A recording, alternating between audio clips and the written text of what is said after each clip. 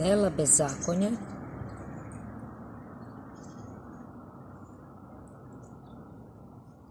podržava vlast koja je u bezakonju. Oni koji su bez ljubavi, oni su bez zakona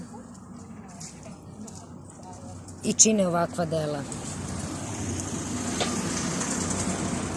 Nema ljubav za mene jer postoji samo on, oholi Egipćanin, oholi farizej, licemer.